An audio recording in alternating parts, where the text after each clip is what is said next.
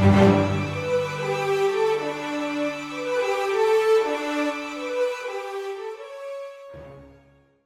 araw sa inyong lahat. Ako si Borilla, ang director, filmmaker ng Genesis. Genesis is a 7-episode account of various phases of existence. Nabuo siya from my experimental film cast under Ma'am Sari Dalena. Tapos, going into that, I realized parang babago yung concept ng Genesis with the experimental genre. Kasi starting out as a filmmaker nung wala pa ako sa film school, very individual, hands-on, process-driven yung approach ko to filmmaking. I believe, growing up, very eccentric yung mga gusto kong sinusubukan. Na I grew up watching a lot of experimental films sa YouTube. So parang dun ako na in love more than the standard narrative films na nakikita ko sa sine. And parang nadala ko yun going into UP Film Institute, considering na very limited yung resources ko for myself para makagawa ng pelikula. So ang naisip ko is parang ano ang possible workaround for that? Kasi parang wala akong pera para makakuha ng standard crew, like standard equipment, para makapag-studio shoot and all that. So ang naisip ko na workaround is to delve into more alternative approaches, which is yung experimental. Kasi like with that field, mas may leeway ako para parang mas forgivable na magkamali. And as Ma'am Sarah said nga, parang embrace your mistakes kasi punot dulo niyan is magre-reflect ka ng personality mo through to your film.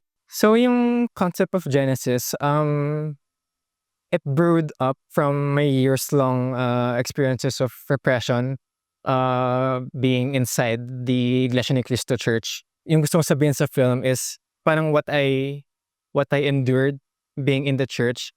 Kasi the church has this whole culture of whitewashing and censorship, wherein yung mga pangungurakot and yung mga iba pa nilang katarantaduhan is like they sweep it under the rug, under the noses of its members. Tapos like speaking on the members, parang I wanted to touch din sa culture of idolatry and fanaticism, wherein parang simula pa lang sa pagkabata naming mga members ng church, na-brainwash na kami into thinking na yung mga nakaangat sa church namin ay parang walang bahid ng kapintasan. So parang in a way, parang we see them as godlike figures na rin, na flawless and benevolent. Tapos, kasabay nun, yung church, is gusto ko rin i-expose yung pagkakontsaba ng church with the state government, na parang they go hand in hand in perpetuating this whole system of a fascist regime.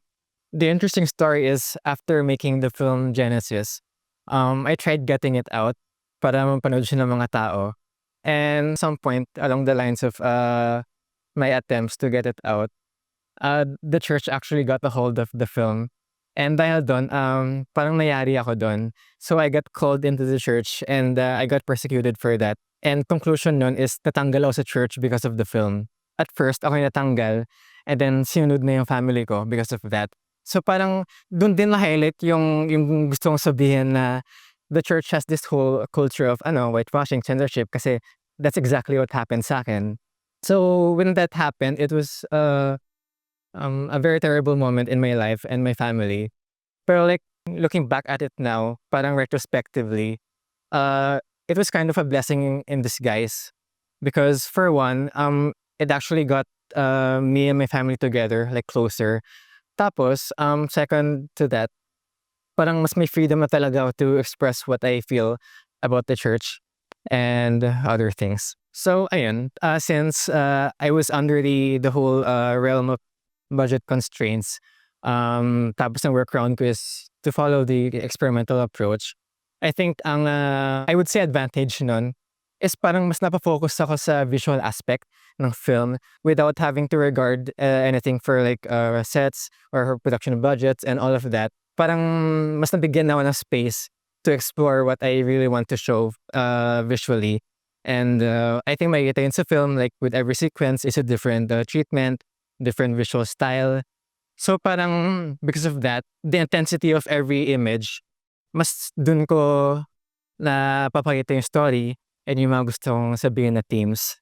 Well, aside din sa budget constraints, which honestly, since at the time when I made Genesis, like parang I was just starting in film school. It was actually very chill lang.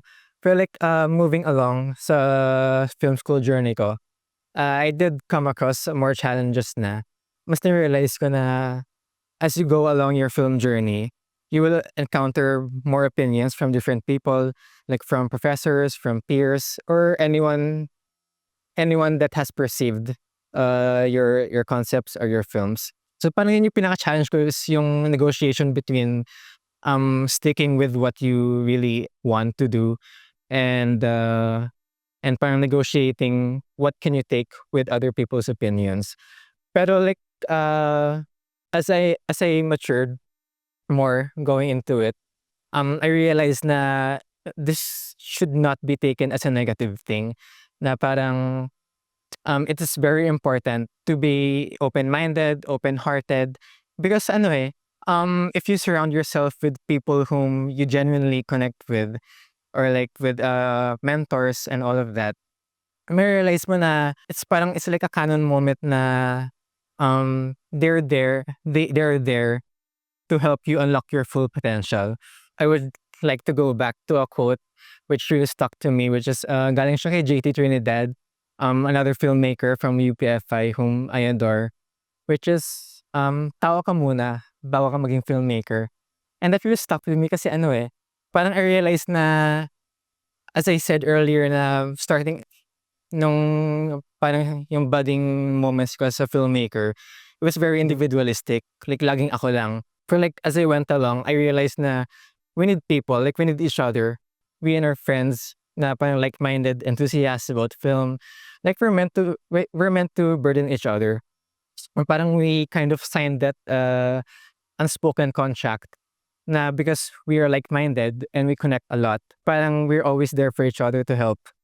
Whenever nahihirapan tayo sa pre-prod or like sa mismong shoot or sa post-prod na like pag nahihirapan ka, you just have to reach out and speak to your friends and loved ones and they will be there kasi filmmaking is collaborative and it highlights the very social aspect of what we do as filmmakers. So ayan, I centered the film around the structure of yung 7 days of creation ng Genesis, which ayan, like it says, it tackles yung from birth and to like return to earth.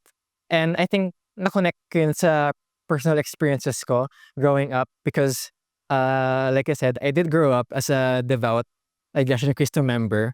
So that's my Genesis. And then as I grew older, parang mas nag-evolve yung worldview ko, yung philosophies ko outside of the church.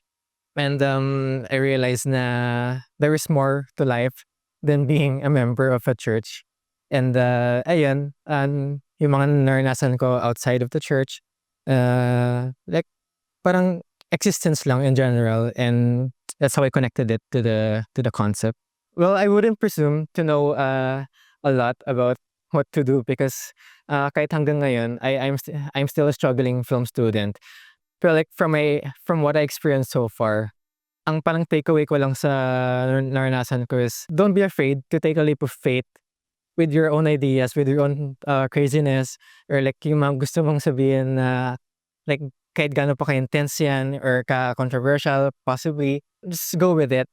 And it's important to find people who will identify with that and help you get to that point. Ako si Borilla at ito ang aking maikling pelikula.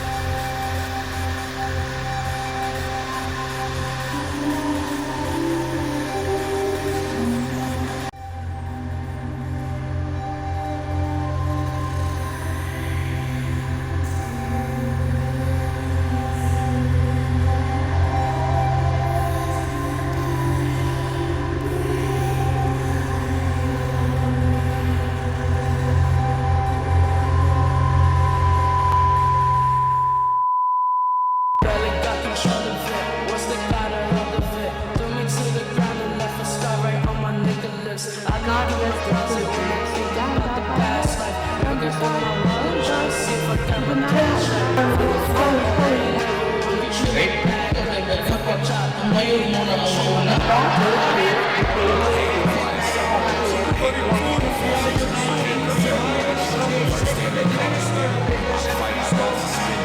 teacher saw me hit 'em, so they ain't listen to me. And from that moment on, I would learn that I was different. I would grow to see the difference. Second guessing my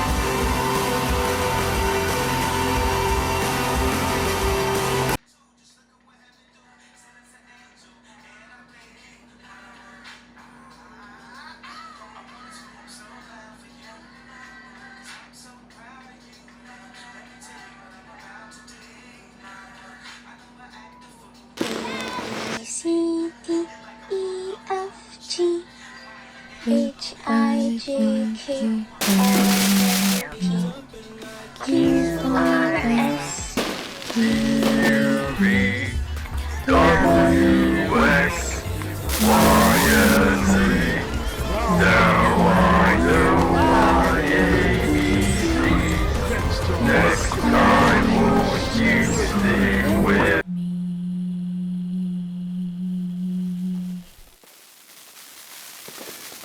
Hoy, Gerald, saan tayo punta?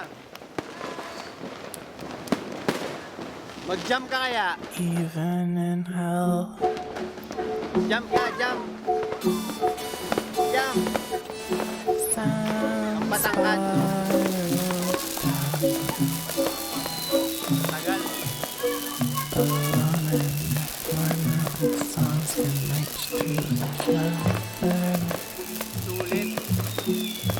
Even in the void,